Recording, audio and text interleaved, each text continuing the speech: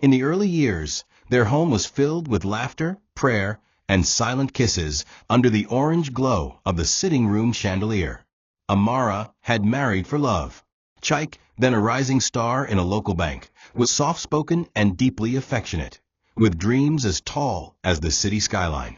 Everyone envied the way he held her hand in public, how he'd defend her with scripture, and the way he'd whisper, "You'll never have to work a day in your life. I've got you."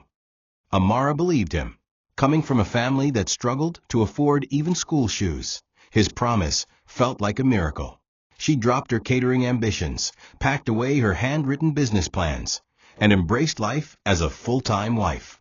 She served him with joy, cooked fresh meals daily, ironed his clothes to perfection, and massaged his back when he returned home late. It was the life Chaik insisted on, and she was willing to give up everything just to see him smile. But beneath her contentment lived a silent ache.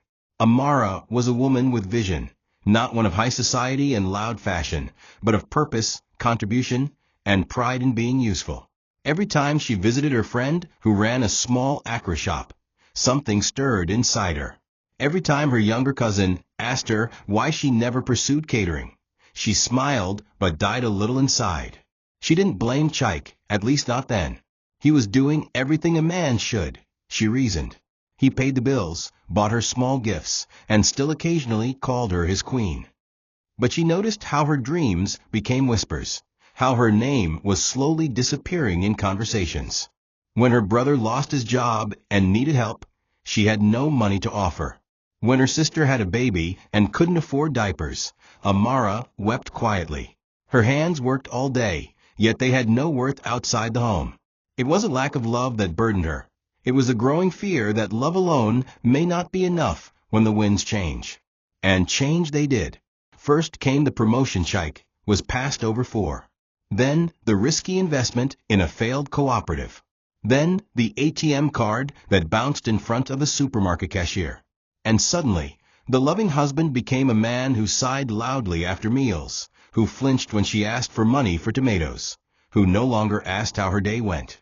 "You don't understand how hard it is to be a man in this country," he snapped one night when she asked if he was okay. She apologized. He didn't. That night, Amara sat on the edge of their bed and whispered a prayer she had never said before. "Lord, give me a way to stand on my own 2 feet, even if he never supports me." She still loved Chaik deeply, but something inside her had begun to shift.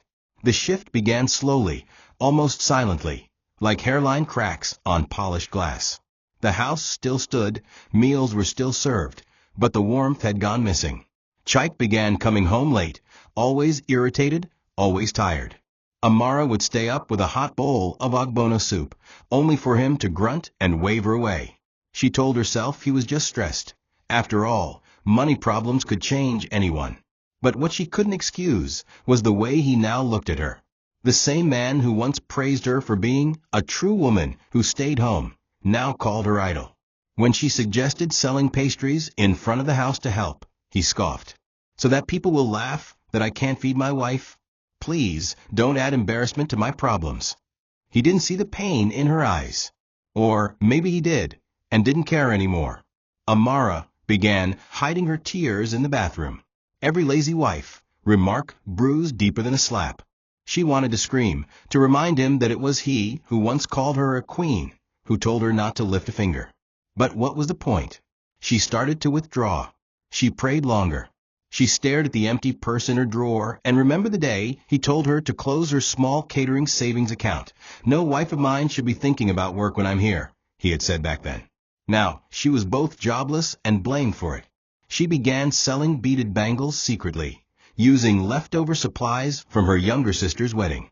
She kept the money inside an old Milo tin in the back of their kitchen cupboard, behind the extra salt. It wasn't much, but it was hers. She began to feel a sense of purpose again, even if hidden. It was during this season that the landlord came knocking. Rent was overdue. Chaik had spent months dodging calls, claiming he'd sort it out. But the landlord was done with patience. "Olga, I'll give you 2 weeks, or I'll start the process of repossession," the man said bluntly. Amara's heart skipped. She saw the panic in Chaik's eyes, the way he masked it with fake arrogance. That night, He accused her of being bad luck. Since I married you, things have only gone down. Amara said nothing. She went into the bathroom, locked the door, and cried until dawn. The next day, after cleaning her swollen face with cold water, she wore her faded Ankara wrapper and walked to the landlord's house. She didn't beg, she negotiated. She offered to buy the house. You, the landlord laughed. With what money? She told him she'd pay in installments. But the house title must not bear her name. It should bear her uncle's, a retired civil servant she trusted with her life. It was the only surprise she had left to give. The landlord was skeptical at first, but Amara's eyes weren't joking. She paid the first small deposit in cash, money saved from years of squeezing, sewing, bead-making, and gifts she never spent. "This is my first step," she said, her voice steady. "Give me time. I'll pay it off." He agreed, more amused than convinced. Amara's uncle, Uncle Aneo, a quiet widower who had always admired her strength, agreed to be the legal name on the paperwork. "One day we'll shock that man," he whispered with a sad smile. They signed an agreement, monthly payments, no mention of her to Chike, full transfer to her uncle until cleared. Amara returned home that day drenched in sweat but lighter in spirit. She had no salary, no office ID, no big girl title. But for the first time in years, she was building something. She sold everything she could spare without drawing suspicion. Her jewelry box? Gone. That blender gifted during their wedding? Sold. Even her beautiful lace wrapper worn once during Easter? She turned it to cash. Each month, she scraped together her payments, sometimes late, sometimes barely. But she never defaulted. Chike never knew. He was too busy nursing his wounded ego and flirting carelessly with a neighbor's cousin who ran a POS shop nearby. Amara saw the messages by mistake one day, but she didn't cry. Not anymore. Her eyes had learned to hold storms. What mattered now was the house, the one he didn't know he was standing on like a borrowed mat. The irony gave her quiet strength. On the outside, she was still the quiet, obedient wife. She still served his meals, still folded his shirts. But inside, Amara was building. Every dropped coin in her Milo tin felt like a brick in her secret empire. She imagined the day she would hold the title deed in her hands. The day she would reveal the truth, not in anger, but with dignity. Not to win him back, but to reclaim herself. She still wasn't sure what would happen when that day came. Would she leave him? Would she stay and command new respect? She didn't know. But for now, her silence was her shield, and her secret, her power. Amara had always feared disgrace more than pain. Pain was silent, invisible. But disgrace, that was a stain that clung to your name long after your clothes had dried. And Chike, once her covering, had now become the one peeling her dignity in layers like old paint. One Saturday morning, the landlord paid a casual visit, pretending to check the plumbing in the boys' quarters, part of the ruse agreed upon with Amara to maintain appearances.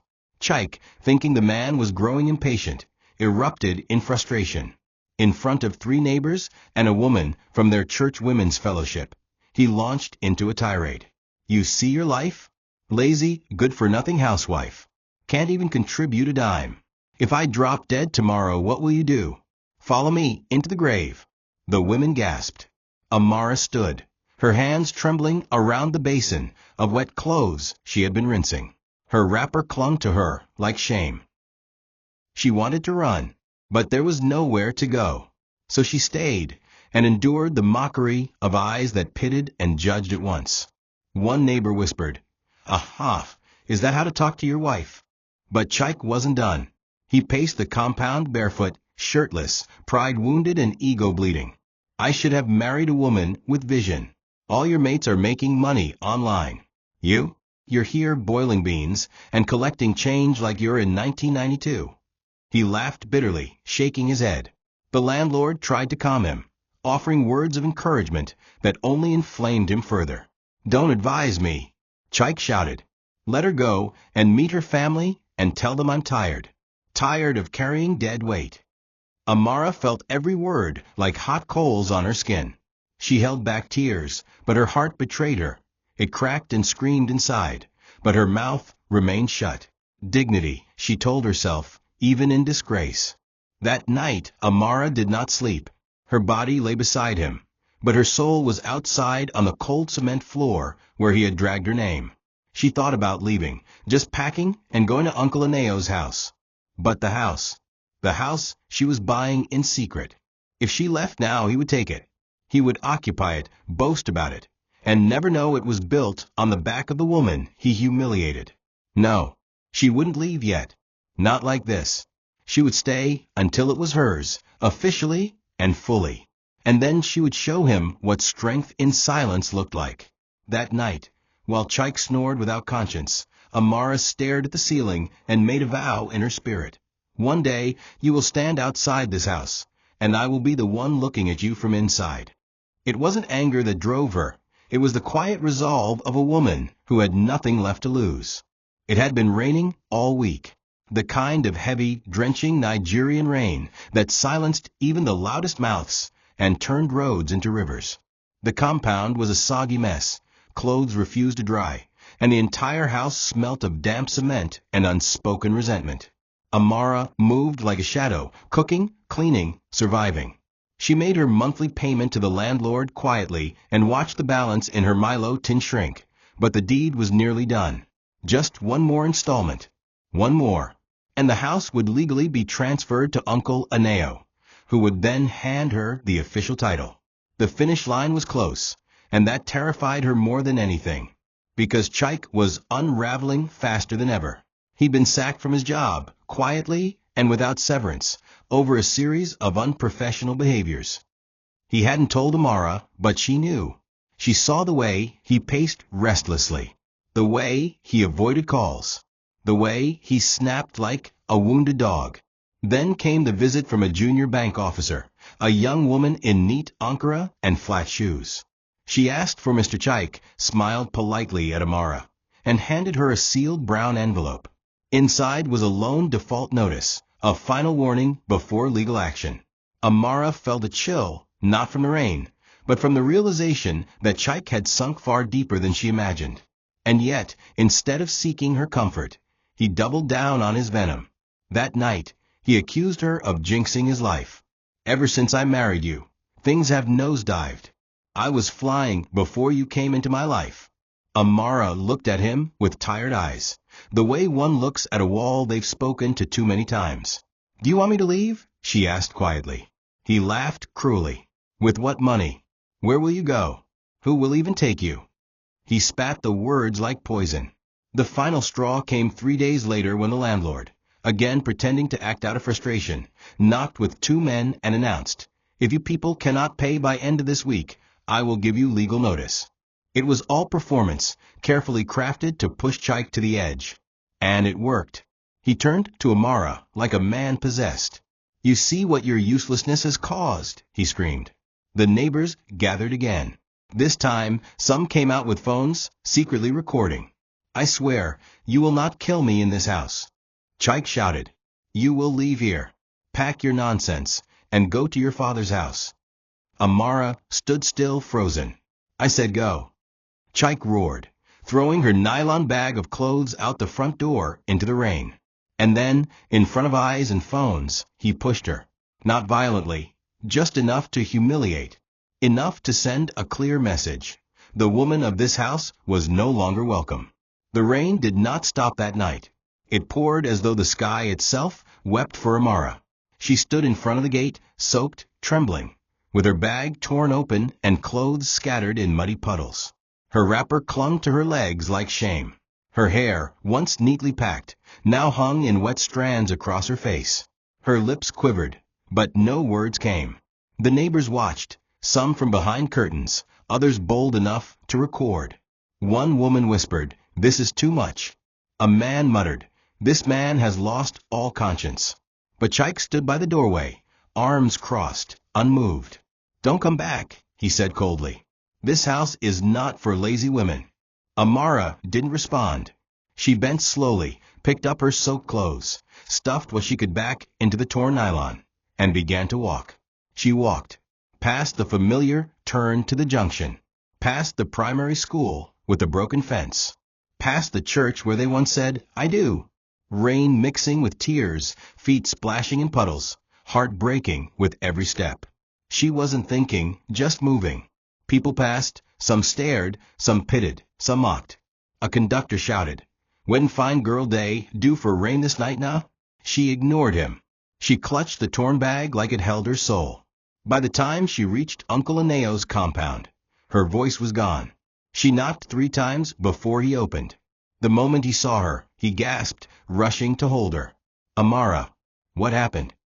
She fell into his arms, finally letting go. She wept like a child, like someone mourning the living. "He threw me out," she whispered. "He dragged me in the rain like a dog." Uncle Aneo's hands clenched. He didn't speak. He just held her tighter. That night, wrapped in dry clothes, warm tea in hand, Amara sat in her uncle's parlor, the same parlor where she had once signed her secret contract. The Milo tin of savings was gone. The deed was nearly paid. But her dignity was in ruins. "Should I tell him now?" she asked, voice barely audible. Uncle Aneo shook his head. "Not yet. Let him rot in the pride he used to scatter your life." Amara nodded slowly. "I will heal," she said. "But I will never forget. The house was hers. Not just in contract, but in destiny." But tonight, she wasn't thinking of revenge or titles. She was thinking of that last look in Chaik's eyes, the look of a man who believed he had broken something permanently. What he didn't know was that sometimes, when you break a woman, you don't destroy her, you release her. Morning came, but the shame of the night refused to fade. Amara sat by the window of her uncle's sitting room, wrapped in a faded blanket, watching the neighborhood slowly come alive. She had barely slept, her eyes swollen, her mind replaying every second of the night before like a broken record. She could still feel the weight of the rain on her body, still hear Chaik's voice yelling like a man possessed, and still see the faces of neighbors recording her pain as if it were cheap entertainment. She gripped her cup of tea tighter and whispered to herself, "He doesn't even know I own that house." The thought, once a source of joy, now hurt deeply. Her dream had been to surprise him, to walk in one day and say, "I bought it for us." But now, that dream lay in ruins, stained by humiliation. It wasn't just about the property anymore. It was about dignity, about worth, about identity. Her uncle, Uncle Aneo, moved around gently, careful not to pressure her with words. He simply existed beside her, present in her silence. Later that afternoon, he brought her a wrapped envelope, the final payment receipt from the landlord. "You did it," he said gently. "The house now belongs to you." Amara took it with trembling hands. A part of her wanted to celebrate, to jump and scream and dance, but another part felt empty. She had won, but it didn't feel like victory. What good was owning a house when your name had been trampled in the mud outside its gate? "I'm not going back," she said quietly, more to herself than to her uncle. "He doesn't deserve to know. Not yet." Uncle Aneo nodded in full agreement. Let him carry his ignorance like a crown. That evening, Amara washed her clothes and cooked for her uncle. As she moved around the kitchen, she felt something returning to her. Not joy, not yet, but strength. A kind of strength only women who have survived storms can understand. Meanwhile, back in the compound she once called home, whispers began to circulate like wildfire. Neighbors sat in clusters, analyzing the disgrace that had unfolded. "Did you see how he dragged her like rag?" one woman said. "I heard she didn't even cry," another replied. "She just walked away like a ghost." Chaik, on the other hand, pretended nothing happened. He wore loud music like armor and walked around the compound with false confidence, cracking jokes and offering drinks to whoever would listen. But inside he was seething. He expected Amara to come crawling back, to beg, to plead for forgiveness. But 2 days passed, then 4, then a week. No calls, no messages, not even from her family. His pride began to feel lonely. He stood on the balcony every evening, pretending to stretch, just to see if anyone would mention her. None did. And that silence, that absence, it began to unnerve him more than her presence ever did. By the second week, the compound had transformed into a gallery of suspicion and gossip. The gate man, Babashola, who never said much, started nodding knowingly each time Chaik passed. The woman who sold akra across the street refused to respond to his greetings. Even the children who used to run into his flat for sweets now paused at the gate, asking, "Uncle, where's Auntie Amara?" Chaik laughed it off. She went to visit her people. She'll be back soon. But inside, he knew the lie tasted bitter. What disturbed him wasn't just the absence of Amara, it was the whispers. People were saying things, and he could feel it. In Nigeria, shame doesn't need a microphone. It travels in side eyes, snide chuckles, and sudden silence when you enter a room. Chaik felt all of it. The compound that once applauded him now stared with quiet judgment. To make matters worse, the landlord had gone silent. For days, he had not picked Chaik's calls. Chaik had no idea that the man was now legally dealing only with Uncle Aneo, under strict instructions not to disclose anything. The landlord's silence only deepened Chaik's paranoia. He began to fear eviction. He started skipping meals, pacing more. His clothes became unkempt. The woman he had been flirting with, the POS girl named Cynthia, began to distance herself. "You day always vexed nowadays," she said one afternoon. "Your vibe no pure." Chaik laughed, masking his fear, but she wasn't fooled. Within days, she blocked his number. That evening, he sat in the parlor alone, drinking sachet gin, staring at the wall. His pride had cost him his wife, his peace, and now even small company. But rather than own up to his actions, Chaik convinced himself it was Amara's fault. "She bewitched me," he muttered. Lazy woman brought bad luck. Back at Uncle Aneo's house, Amara was beginning to rebuild, slowly, quietly. She had started helping her uncle manage a small provision shop he owned at the junction. Every day, she woke early, swept the shop, arranged items, recorded sales. She began to laugh again, softly, cautiously. Customers loved her presence. "This your daughter sabi business," they told Uncle Aneo. He would smile proudly, saying, "Now woman way get sense be that." Though she didn't earn much yet, the work gave Amara a rhythm, a routine, a breath of new life. And still, she said nothing to anyone about the house. Not to her siblings. Not to her pastor. Not even to herself in the mirror. She simply waited. Because something told her the storm was not yet over. And soon, Chaik's ignorance would lead him into a trap of his own making. All she had to do now was wait. Amara's healing was not loud. It came in small pieces. A warm cup of pap shared with her uncle at dawn. The daily walk to the shop with her hair tied in a scarf. The polite good morning from customers who slowly became familiar faces. She didn't speak of the past. Not the way Chaik humiliated her. Not the way she was pushed out into the rain. Not even the house she now owned. She carried it all in silence, not because it didn't hurt, but because speaking of it would make it real, and she wasn't ready to relive that night. But slowly, something shifted in her. She started to breathe again, deeply. She started to sleep through the night, without tears. And one Sunday morning, she looked in the mirror, touched the bags under her eyes, and whispered, "You're still here. You're still standing." That week, Uncle Aneo handed her a brown envelope, the full house deed. "You can frame this if you want," he said with a half-smile. Amara stared at it, her fingers trembling. The name on it was his, but the signature, the payments, all hers. It was done. The house that once mocked her was now legally hers.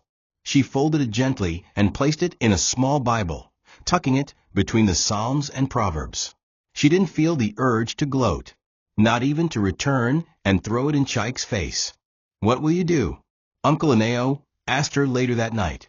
"Nothing," she replied. "Let the house speak for me." And so she went on living.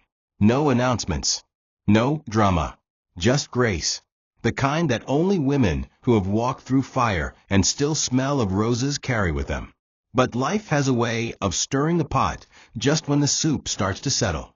A week later, the landlord showed up at the compound and handed Chaik a sealed notice. "Vacate in 7 days," it read. "Ownership has changed hands." Chaik, confused and enraged, stormed out of the compound barefoot, screaming, "What nonsense is this? Ownership? Change? Who? When?" The neighbors gathered again. Some smirked. Others sighed. The irony was heavy. The man who dragged his wife into the rain was now being dragged out by fate. But Chike didn't yet know the biggest surprise. The new owner wasn't some stranger. It was the same woman he had called lazy.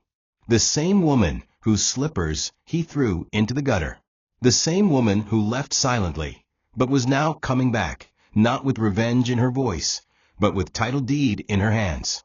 Chike sat in the living room, restless. His eyes were bloodshot from lack of sleep and too many sachets of cheap gin. The once confident man, who held his head high and barked orders, now shuffled around the compound like a lost goat. His neighbors watched him without pity. Word had already spread that a legal notice had landed at his doorstep, and people were whispering about in corners, "Eviction is loading." But Chike still carried a stubborn swagger. "They cannot do anything.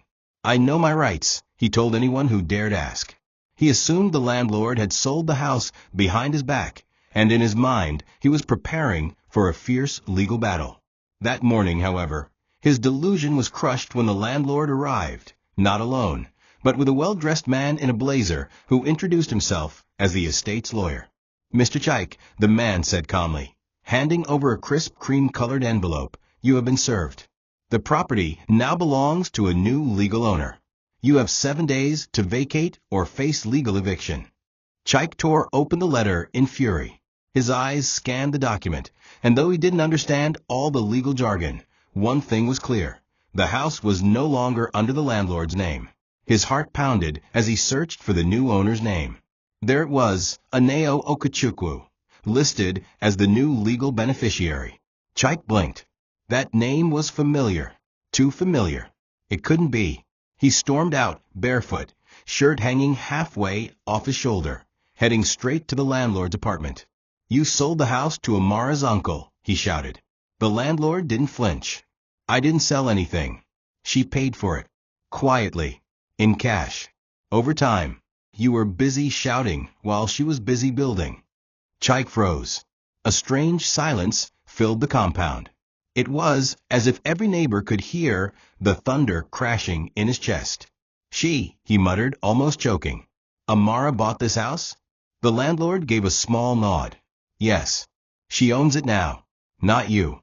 Not anymore." Chike stumbled back to his flat, collapsing onto the torn cushion. His mind raced in circles. How? When? Where did she get the money? Had she been deceiving him all this time? Had she been pretending to be poor while secretly planning his downfall? But deep down, beyond the anger and confusion, a haunting realization began to creep in. He had thrown out a woman who had been quietly saving their home, quietly saving his legacy, quietly sacrificing. And now, the same woman he called lazy was the one who had made the very payment that kept a roof over his head. The same roof he had once declared was too good for her. As he sat in the silence, the paper in his trembling hand, his tears came slowly, not just from shock, but from the weight of his own arrogance. And for the first time since Amara walked out, he felt fear, real, paralyzing fear, that he had lost something he could never get back. The morning of the 7th day came like a funeral procession. Chike hadn't slept all night. He sat on a plastic chair in the middle of his sitting room, surrounded by half-packed nylon bags and broken dreams. Every wall seemed to echo his failure. The house he once bragged about, claiming he paid rent up to a year in advance, now stood as a reminder of everything he had taken for granted. Outside, the compound was unusually quiet, but Chike knew they were all watching. The neighbors. The ones who saw him drag his wife into the rain. The ones who had nodded and greeted him for years were now whispering behind curtains and brushing past him like he was a beggar. He wanted to curse them. He wanted to scream. But what voice did he have left? Even the house itself felt like it had rejected him. The doorknob he once twisted with pride now resisted him, stiff and cold. By noon, 2 men from the legal office arrived with a locksmith and a notice on company letterhead. "We're here to enforce the lockout," one of them said professionally. Chike stood by helplessly. "Can I speak to the owner?" he asked, trying to keep his voice calm. The men didn't respond. The locksmith got to work, changing the locks, one screw at a time. It was the most humiliating thing Chike had ever witnessed. And it happened with no raised voices, no police, no neighbors interfering. Just calm, brutal professionalism. His mattress, television, and remaining items were carried out and placed near the gate. It was a slow, surgical removal. By the time they finished, the sun was directly overhead, beating down on Chike's exposed shame. He stood by the gate, hands on his head, watching the door close behind him. The same door he had slammed in Amara's face was now locked against him. As he sat beside his things, neighbors began to gather again, slowly, cautiously. Some brought out chairs. Others stood and stared. One bold woman muttered, "Na so pride day end." Another added, "See as karma take where he'll follow him." Chike wanted the ground to swallow him. He wanted anyone to say, sorry, or even ask if he was okay. But no one did. Everyone remembered the night he shouted, "Get out of my house," and how Amara walked quietly into the rain without a word. Now it was his turn to walk, not into the rain, but into the abyss of his disgrace. His phone battery was dead. His bank app was already frozen due to unpaid overdrafts. Even the friend he had called earlier hadn't picked. Alone, under the scorching sun, he realized this wasn't just an eviction. It was judgment. It was the slow unfolding of divine justice, the kind that doesn't need fire or thunder, just time. The next morning, the compound buzzed with energy. People who once avoided conversations now gathered freely in clusters, retelling the story with dramatic flair. He thought he was a king, one woman said, pounding yam with extra vigor. But his queen was the one building the palace. The gateman, Baba Shola, who had always remained neutral, didn't hide his amusement. He chuckled each time someone asked, "Where's Oganau?" and replied, "Ask the new landlord." It was as though the entire compound had waited for this, not because they hated Chike, but because they had grown tired of his loud pride and cruel disrespect. His disgrace was a lesson, one they would repeat in living rooms, market stalls, and street corners. "You see why you must treat your woman well," one man told his apprentice. "You fit day eat food way she borrow to cook, and still day insult her." In stark contrast, Amara's name was being mentioned with admiration and a little fear. "That woman quiet die, but her sense past that man's own by far," a neighbor said. "She no talk, she no drag, but see her now." Nobody had seen her since the eviction, but her absence only made the legend grow stronger. Stories began to twist and exaggerate, that she was now a big businesswoman in Lekki, that she had secretly built another house in her village, that she had inherited millions from a white man. Only a few knew the truth, that Amara was still quietly helping her uncle run a small provision shop and had no grand riches. But in the eyes of the compound, she had done what many only dreamed of. She had defeated shame with dignity and silence with success. Her absence became presence. Her silence became power. Chike, meanwhile, was squatting temporarily at a friend's one-room apartment across town. A friend who tolerated him only because of past favors. The space was hot, cramped, and filled with the cries of 2 children under the age of 5. Each night, as he lay on the floor beside a noisy fan, he thought of Amara. Not with love, not even with longing, but with torment. The image of her walking away in the rain kept replaying. Now he understood her silence wasn't weakness, it was strength. And that strength had destroyed him. The more people talked about her, the more invisible he became. Even at the barber shop, someone cracked a joke about men who throw out landlords. Everyone laughed. Chike forced a smile, but it burned. She hadn't raised her voice. She hadn't fought him. Yet she had won. And the worst part? She never even returned to see the outcome. It was her absence that haunted him the most. Chike's downfall was not only public, but now deeply personal. As he tried to rebuild some sense of self in the cramped one-room apartment of his reluctant friend, he clung to the hope that anyone, would believe in him again. His mind wandered to Cynthia, the POS girl he had once flirted with so carelessly. He had once called her his upgrade in the drunken heat of his pride, thinking she would be his support system if Amara ever left. Now, with his shame dragging behind him like a shadow, He dialed her number over and over again, only to be met with number-busy tones and, eventually, outright blocking. The last time he managed to see her at her shop, she looked at him with sheer irritation. "You want to spoil my reputation too?" she spat. "They say you couldn't even keep your own house. Man way landlord evict no fit keep me." Her words sliced through him like a machete. In that moment he realized, even the ones who once admired his fake confidence now saw him as poison. Cynthia wasn't the only one. Other women he had once exchanged flirty messages with were now laughing behind his back. Screenshots of his old WhatsApp messages surfaced in group chats, mocking his arrogance and hypocrisy. One read, "I don't need a woman who brings bills. I need one who brings peace." The same Chaik who had sent that message was now homeless and squatting. The disgrace didn't stop there. He overheard men at a beer parlor laughing about his story, how he threw his wife out, only for her to throw him out silently. "That kind woman na legend," one said. "She no shout, she no talk, she just press delete." Chaik wanted to disappear. His mouth, once sharp with insults, now stammered when spoken to. The realization hit him like a truck. Amara had been his covering, his helper, and his last bit of honor. And in his foolishness, he traded her for cheap approval and empty validation. Back at Uncle Aneo's place, Amara wasn't celebrating, but she was healing. Every evening, she swept the shop's veranda with a peace that only comes after storms. Her phone buzzed occasionally with calls from Chaik, but she never answered. Not once. Uncle Aneo asked if she would ever confront him. "Confrontation is for equals," she replied calmly. "He doesn't deserve a response."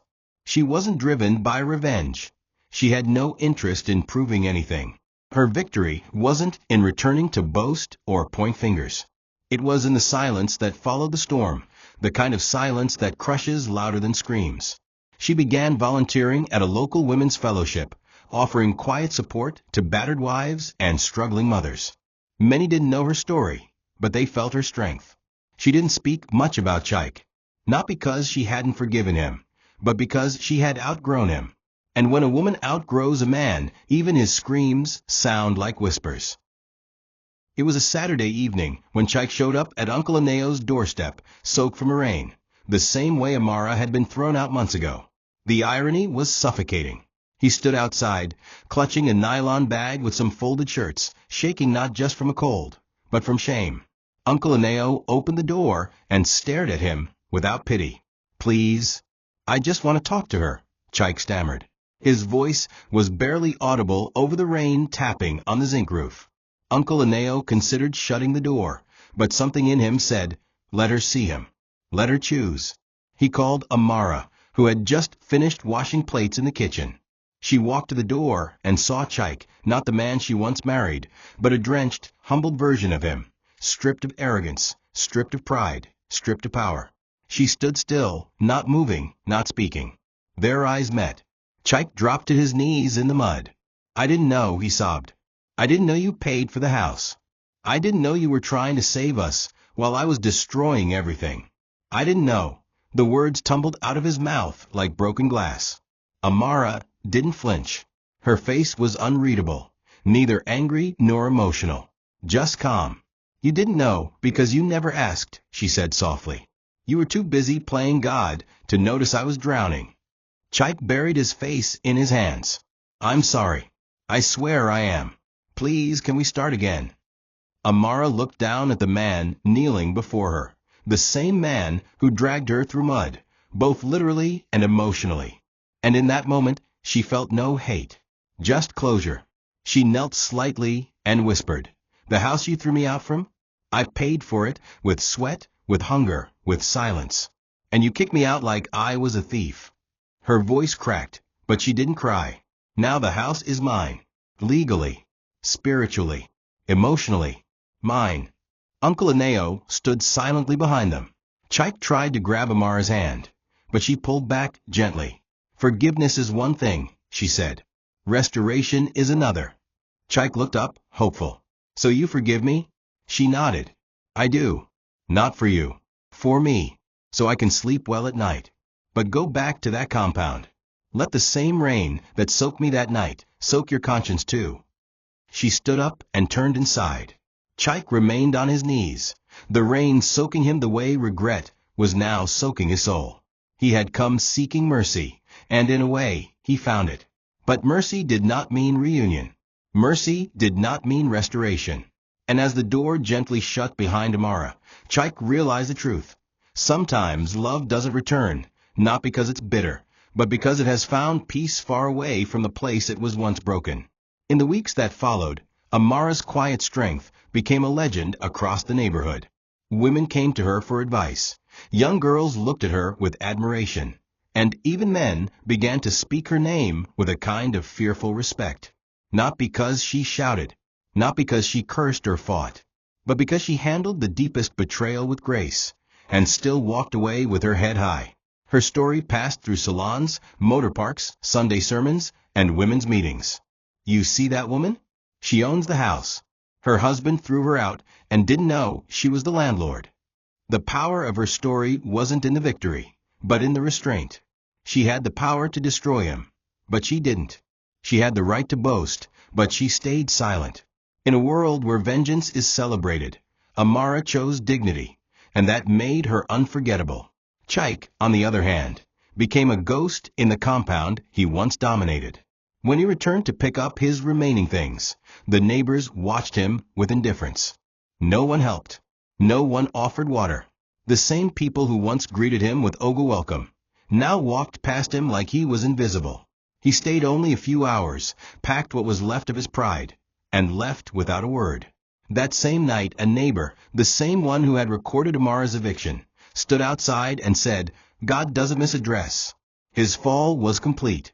There were no more lies to hide behind. The humiliation was total. But the most painful part wasn't the neighbors or the whispers. It was that Amara had moved on without anger, that she never looked back, that she no longer needed to prove anything. Amara returned to her house a month later, not as a wife, but as a woman reborn. The locks had been changed, the compound cleaned, the pain washed away with fresh paint and peace. She walked through the rooms, touching the walls like they were old friends. She sat in the sitting room and smiled, not because she missed anything, but because she had survived it all. She didn't hire security. She didn't throw a party. She simply returned to what was hers, with grace. She hung a frame on the wall that read, "She wore her silence like armor, and it protected her better than swords ever could." Her story was no longer about what she suffered. It was now about what she overcame.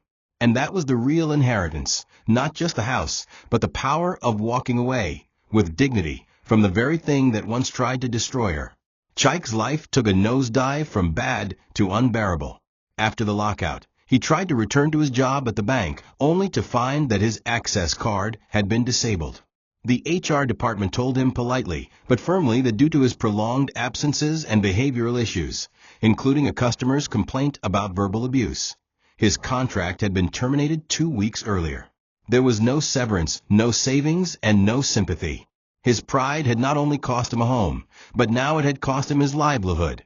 Friends who once hailed him at beer parlors and social gatherings now avoided his calls. One even responded with a voice note, "Guy, a beg no vex, make I know I give you.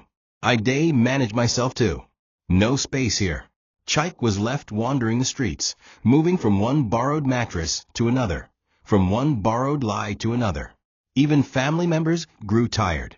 His sister, who lived in Egbeda, gave him 3 nights on her couch, then tearfully asked him to go.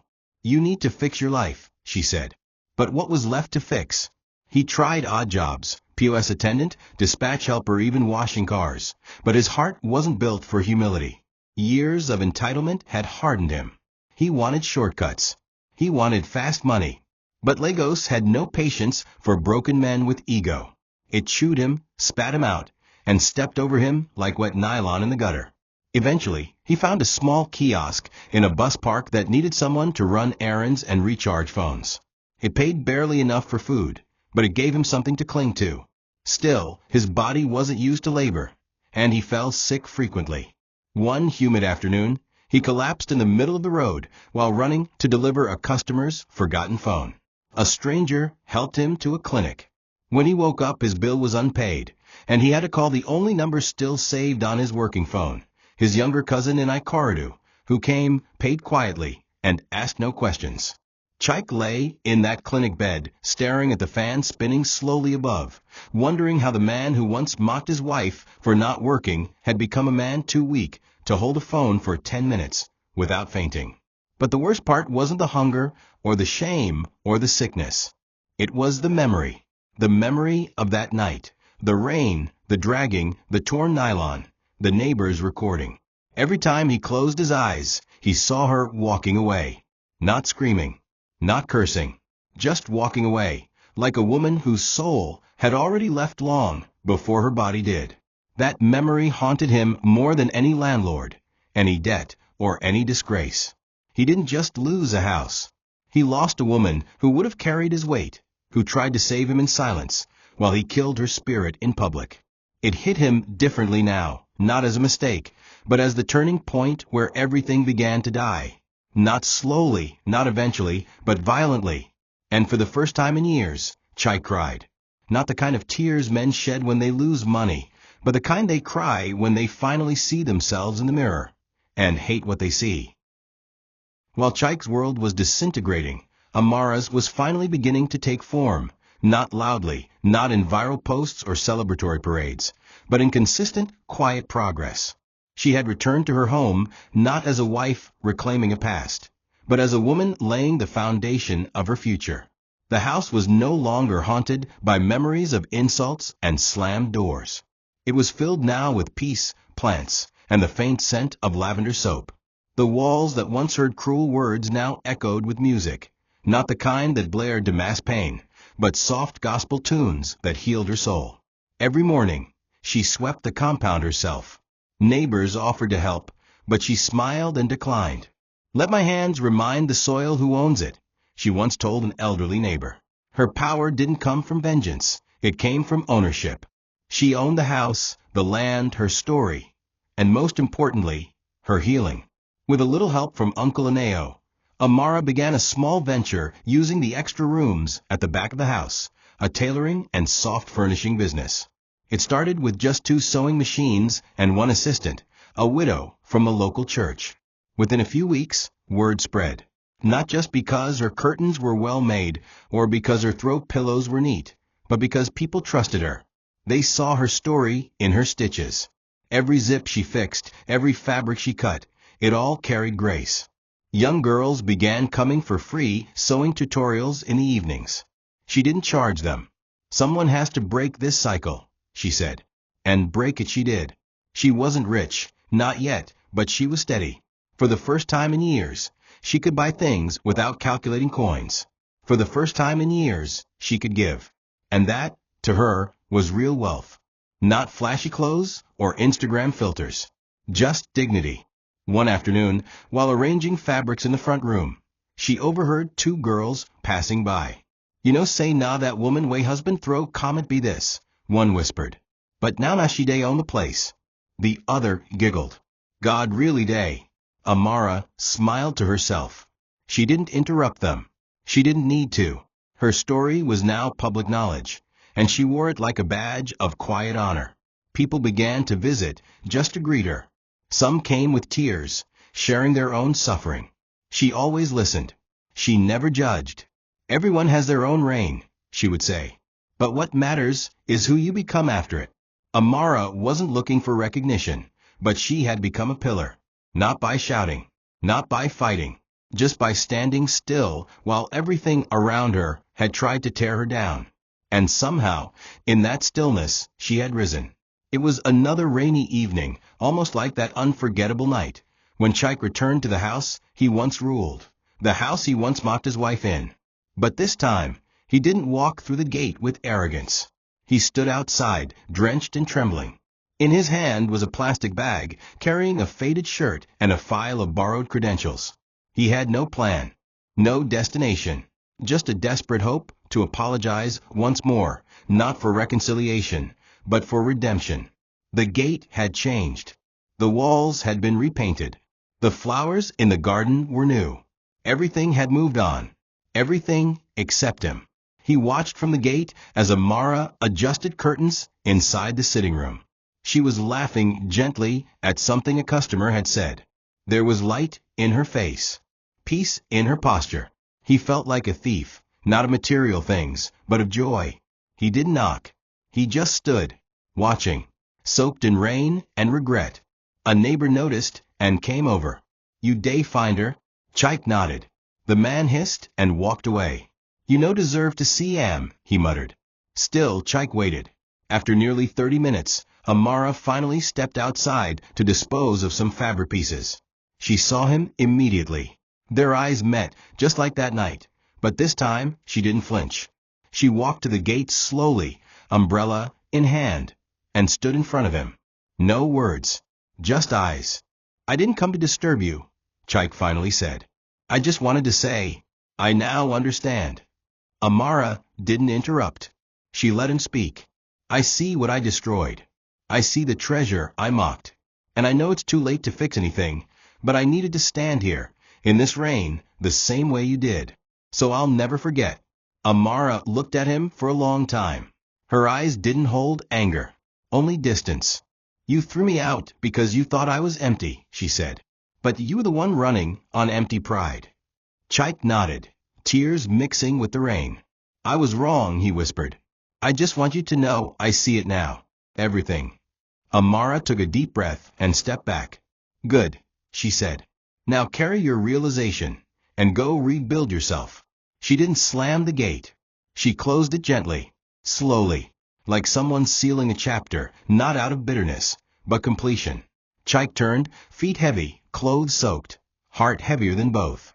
As he walked away, he finally understood something that money, power, and even religion hadn't taught him. When a woman walks away in silence, you don't get to write the ending. She does. The next day came quietly, like a sigh after a long weep.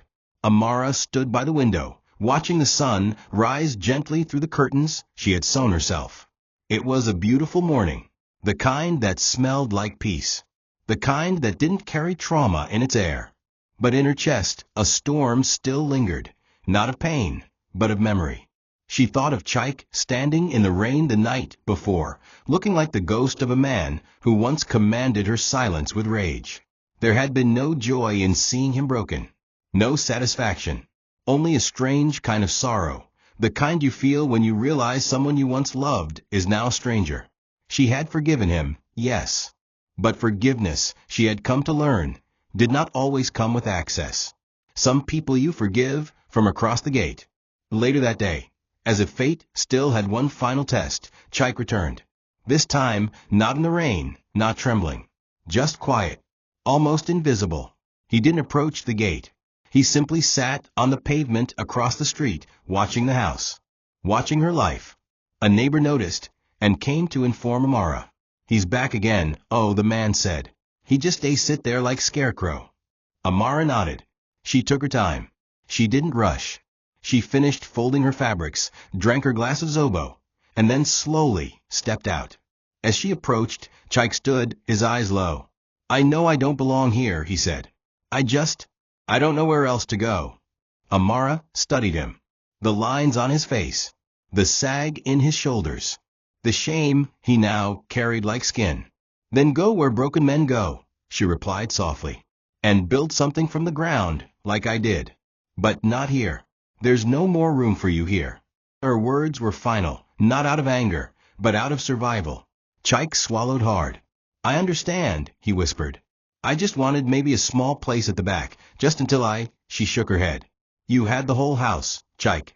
You had the whole of me, and you dragged it into the mud." Her voice was steady, calm. "This house is not just a building. It's a testimony, and your presence would stain it." Chike turned slowly. He didn't argue. He didn't plead again. He knew now fully that he wasn't being punished. He was just no longer entitled. He walked away, disappearing into the slow afternoon traffic, swallowed by a world that had moved on.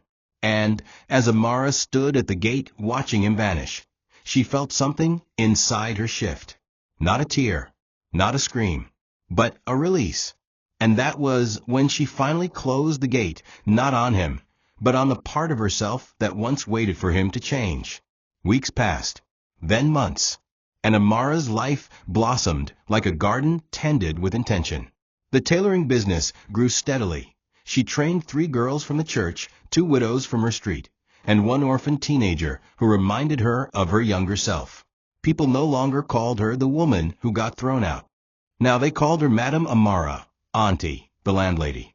Not just for owning a building, but for owning her pain and transforming it into purpose. She didn't chase fame. She didn't try to trend. But her story whispered through markets, echoed in fellowship meetings, and even became part of marriage counseling sessions in her church. "Your wife is not your property," the pastor once said. Remember Madame Amara? She left with nothing, but came back with everything. Let her story humble you. And humble it did. People began to look at women differently because of one woman who never shouted. One Sunday morning, Amara stood at the back of her compound watering her hibiscus when she heard a voice, soft and unfamiliar. "Good morning, Ma." She turned. A little girl stood there, clutching a food flask and envelope. "My mummy say make I give you." Amara smiled and took it. Inside the envelope was a handwritten note from Chike. He didn't write for pity. He wrote to confess. "I am rebuilding," the letter said. "Working in a car wash now. I sleep in a church office. I don't know if I'll ever be whole again, but your strength gave me a mirror. Thank you for not cursing me. Thank you for letting me fall. Thank you for surviving me." She folded the letter quietly and placed it in a drawer without a word. She didn't call. She didn't write back. Not because she didn't care, but because she had already spoken her last word that day at the gate. The past was closed. The future had her full attention. And so the story ends, not in courts, not with violence, not with drama, but with rain, silence, and poetic justice. The same rain that once drenched a woman crying in the dark now fed the flowers blooming in her courtyard. The same house that echoed with insults now carried the laughter of healed women and hopeful girls. And the same man who mocked her had now become the footnote in a story that wasn't about revenge, but rebirth. Amara sat on her veranda, sipping warm tea, legs crossed in quiet strength. The sky above was clear, the wind soft. No more storms. No more dragging. No more begging. She had become what every broken woman dreams of. Not a survivor, but a builder. Not a victim, but the author of her own ending. Thank you for watching this video. What did you learn from this story? Drop it in the comments. Please make sure you like, comment, and subscribe to my YouTube channel TOCHI Stories for more.